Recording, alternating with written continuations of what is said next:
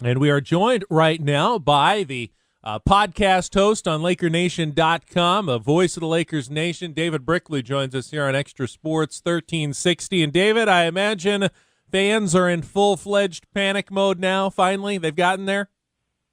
Yeah, I mean, there's a mixture of a lot of things. Obviously, they're completely upset with the 0-2 deficit. They think Pau Gasol is playing terrible as he is. The NBA is fixed. We need to break up the dynasty. You know, all these things coming off on the callers after the games. Let's go back to the NBA is fixed. Let's go to that one. That not sounds fixed like against the Lakers. Yeah, that was going to be that's exactly my point. If any Laker fan anywhere thinks that the NBA is fixed, they have a very short memory. Wouldn't you say, David? I mean, going back to the Sacramento series right. Back in the early 2000s, going back to the Boston series a couple of years ago when the first game, I think the Celtics shot like 40 free throws, and then, of course, the second game, the Lakers shot 40 free throws, and even the series. I mean, I would say that the Lakers, along with the Chicago Bulls of Michael Jordan, have probably been the beneficiary of any fixing that has ever gone on in the history of the NBA. Wouldn't that be fair to say, if you're a believer in fixing, that the Lakers normally are on the positive side of that fixing? Let me be clear. I'm not saying there's any conspiracy or fixing going on. No, we know there's not, David. But fans, no, we're talking about the fans here. We're trying to square the fans away. And I think the Lakers fans are so used to winning. I mean, they're so used to success. You saw them last night. They were booing. I mean, they just don't put up with bad basketball. Instead of cheering Pau Gasol, hoping that he does well, they boo him because they're used to him playing well. They're used to the Lakers winning. They're used to doing what needs to be done when the Lakers' backs are against the wall. So all this stuff starts coming out because they can't answer it, as I don't think either three of us can answer it, of why they're down 0-2 right now, having both games at home. It was almost bizarre last night, David. The atmosphere at Staples Center, I heard a lot of people saying, this is like a mid-season Clippers game, how quiet it was, and the boos. I mean, you don't see that at a Laker game, and especially at a Laker playoff game. It was weird.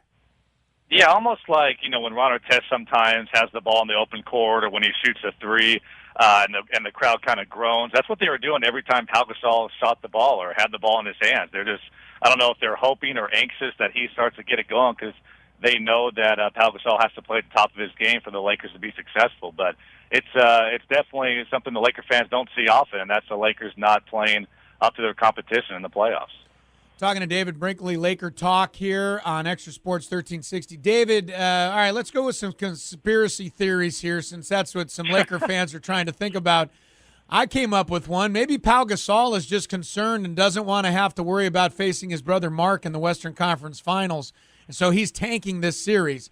That is obviously sounds so ludicrous, but what are the theories being floated around about Pau Gasol right now as to why he's playing so poorly? Or is this just a, general run-of-the-mill slump that he happens to be in and at the wrong time? Your guess is as good as mine. I mean, his 43%, field goal percentage right now is the lowest in his playoff career. I don't know if he's injured, if he still has that head cold he had in the first series, but he's playing bad. I mean, if he's supposed to be, Batman to Kobe Bryant's Robin type thing, he's not fulfilling that at all. And nobody can really put their thumb on why he's playing so poor. He's not aggressive. He's not dunking the basketball. He's playing as he's been labeled in the past, soft. So I really have no clue. I don't think Laker fans have any clue. I don't even think Pau Gasol knows why he's not playing that well. Do you think Pau's struggles are somewhat overshadowing the fact that I don't think Derek Fisher is the same Derek Fisher we saw in the last two playoffs years when the Lakers won the championship? We know he's older. We're not expecting that much, but he's not hitting those clutch shots or coming up with those big possessions like the Lakers really needed out of him the last couple of years to win those titles. Yeah, I don't think 1 through 12 any Lakers playing up to their potential. I mean, Derek Fisher shot 56% from beyond the arc in the New Orleans series, so he played decent. He hasn't played too well in the first two games here. I don't think any Laker really has. But, I mean, it's defense. It's not closing out on shooters. It's defensive rotations. It's allowing layups. I mean, just go down the board. I mean, their free throw percentage last night was 55%, so they're not, hitting their free wide open shots either. So I mean, just go down the board. We could sit here all day and say what's wrong with the Lakers. They're just not performing high at any level right now. There's a lot of people out there that would love to have us sit here and just go on all day long about what's wrong with the Lakers. You know what I'm saying? I mean, when they've won as many championships as they have won. All right, let's talk about Game 3 just a little bit here, David. Ron Artest is suspended. He will not play in Game 3. Again, I'm going to go conspiracy theory here because I just love doing it in the NBA. I think Phil Jackson kept him on the floor hoping that he would do something stupid at the end of the game and maybe get himself suspended from Game 3. I mean, how many times do you hear a coach in a post-game press conference when he's asked about it say, yeah, he's probably going to get a suspension and he probably deserves one? This puts Lamar Odom into the starting lineup, right? This maybe gives Luke Walton a little playing time. I know that people look at Luke Walton and never seem to think that he is much of a player, but every time Luke Walton's on the floor, good things seem to happen for the Lakers. I certainly think that Ron Artest being out of Game 3 might be a blessing in disguise, if for no other reason, David, that the Lakers won't have to talk about why they're struggling so much right now. All they'll have to do is talk about Ron Artest for a couple days. Yeah, you might be right. When it comes to Luke Walton, the guy hasn't played a minute in the playoffs. I mean, he didn't play last series as well, so I mean, it'd be asking a lot for him to come out and contribute. My opinion is they start Matt Barnes. He is the backup small forward. I think they keep Lamar coming off the bench because they really have no bigs off the bench to contend with, when Brendan Haywood comes in. All they have is really Joe Smith, and he's not going to play. So they may go with Matt Barnes and be able to, guard Sean Marion in that starting unit and continue to bring Lamar off the bench. But I do agree. I mean, something has to change, and whether, we saw that with Derek Fisher when he knocked Luis Scola over a couple of years ago. The Lakers went in there with Jordan Farmer at the starting point guard and won Game 3 in Houston. That was a critical game as well. So sometimes these things work to the Lakers' benefit. David Brickley, LakerNation.com, is our guest. What about these trust issues that Andrew Bynum brought up last night? What trust issues? This team just won 2 straight titles. They're the number 2 seed. They're in the second round of the playoffs, and now they have trust issues? I don't understand how a team can all of a sudden develop trust issues after 2 titles and nearly another full season. Where did that come from?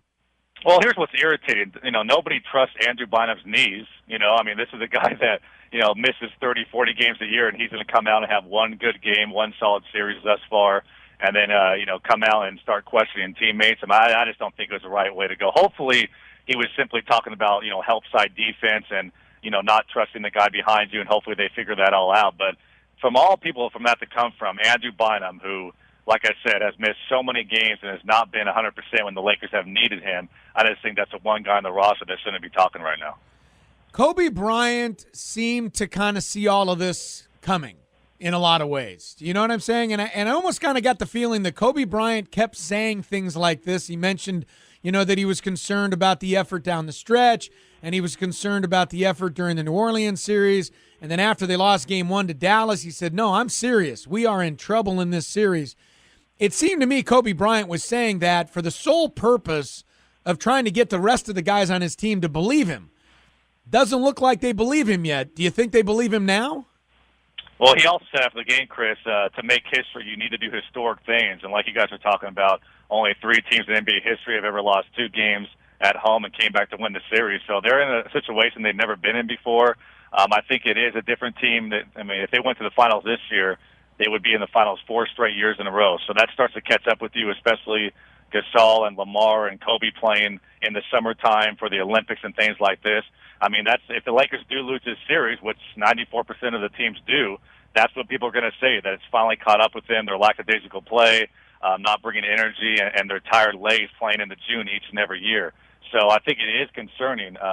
But you go in one game at a time, you win Game 3, and then you're in a situation to be able to tie the series back up, going back to L.A. So I guess if you're Kobe, just take it one game at a time.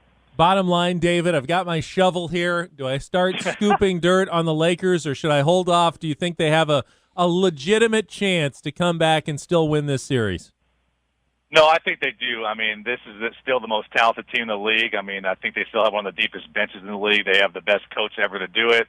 They have one of the best players to ever do it. If any team was to go with the 69 Lakers and 94 Rockets and the 05 Mavs to come back and win a series, it's this team. They have the talent to do it. It's just a matter of going out there and executing. So I wouldn't put the dirt just yet on the Lakers. But we got the dirt sitting there on the side, though. The dirt can be sitting there on the side. I hear you. Last question. Do they want to come back and win this series? Seems like a silly question, but I think that has kind of been the question dogging the Lakers throughout this entire playoff.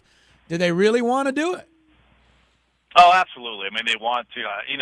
I haven't seen a lack of energy or lack of focus. It's just been, and I guess you could say defensive rotations is a lack of focus too. I don't think the Mavs have played two amazing games. It's simply been the Lakers have kind of lost these two games opposed to the Mavs coming out and just playing lights-out basketball. But, this team, when their backs are against the wall, history does tell us that they do win, except for last night anyway.